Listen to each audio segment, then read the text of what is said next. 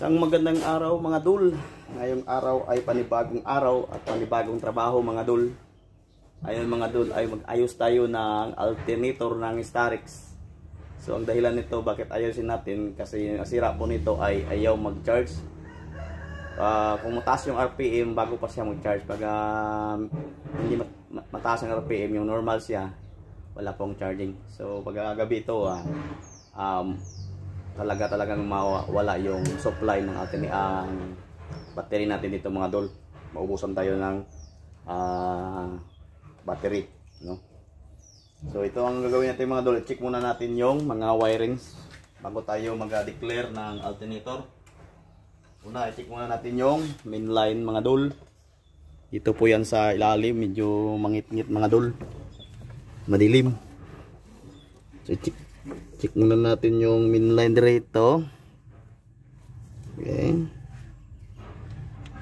Medyo hirap sa ilalim mga dol. Ayan ang ilaw ng mga dol.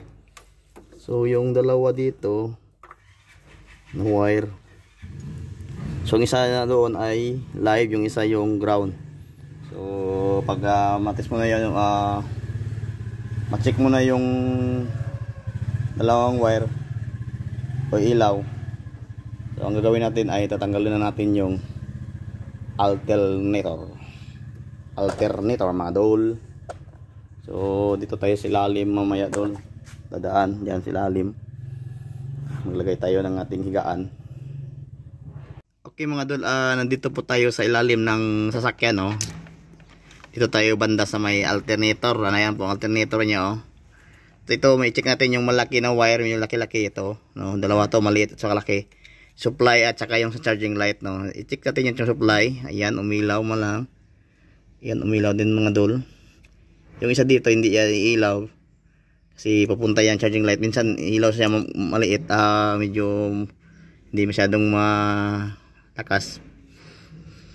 Pero wag mo munang pansinin yan. Ang importante dito yung mayroon po dito na supply na itong malaki, di ba? Then yung main line dito sa taas, yung main line yan sa taas yan. Hindi niya makita masyado.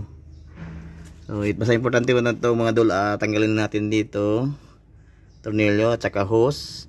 Tapos yung pressure hose doon sa kabila nito, no? Doon sa taas yung adjuster. Yan lang po. So yan lang po, at saka tingnan natin mamaya kung ano bang dahilan. Pero sa kita ko dito mga dol ay yung oil niya nyo, yan nyo, lumabas na yung oil. So tingnan natin kung anong mangyari, bakit hindi masyado siyang mag-charge pag naka minor yung kanyang RPM. Ito po mga dol, ito na po yung alternator na ating inayos na tinanggal ko na yung kuan dito mga dol. Tinanggal na ko na yung rotor. Yan po nakita natin na pasukan po na talaga ng oil. Yung unang sa sira po nito pag pumasok po yung oil ay yung kanyang oil seal, no? So pagkapasok ng oil seal, kadalasan po mga dol ay masisira yung IC regulator natin mga dol, no? Except sa IC regulator mga dol ay masisira din ating stator. Ito po yung sira na stator. Ito. Yan, oh, nasunog po na siya dol. Yan. Yan po ang cause ng grounded.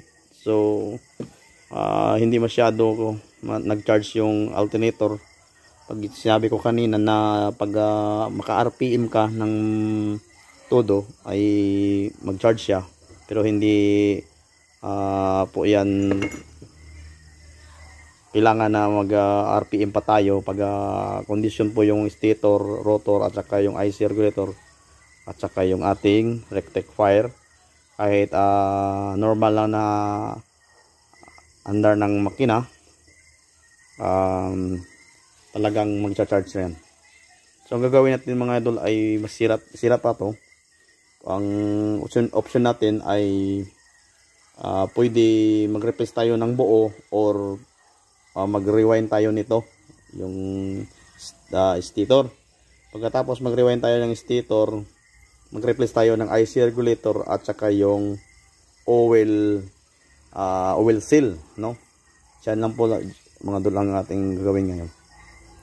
Pagkatapos ito dol, ibalik natin doon sa kawan, sa kanyang sa engine. So yan, mga replace na yan. So sa panahon ngayon, kailangan kung saan tayo mas mura, doon tayo. So pag ganito, medyo malaki na yung gastos ng may-ari dito, ang gagawin lang natin dito mga dol ay mag-replace tayo na ng mga bago, no? Kaysa magpa-rewind pa tayo yung IC. Medyo mahal po dito sa amin. So kailangan na natin mag-replace ng IC at saka stator, mag-rewind. Medyo mahal siya. So ang gagawin natin ay magbili na lang ng bago na alternator. So yun lang po ang update. Makikita natin kung anong dahilan bakit ayaw mag-charge ang alternator. So God bless po sa lahat.